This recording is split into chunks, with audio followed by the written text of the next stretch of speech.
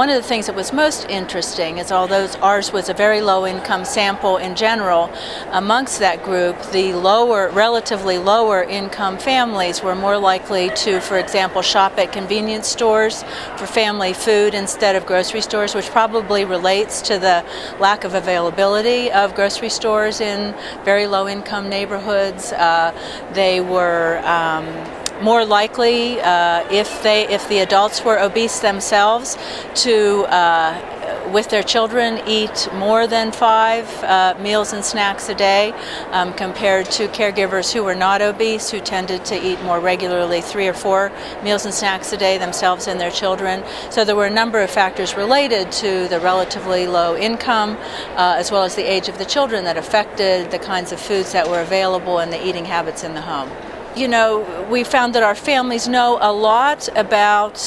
food groups, for example, what food is, but they're less aware of the relative nutritional value of foods. So, for example, many of our families thought things that we consider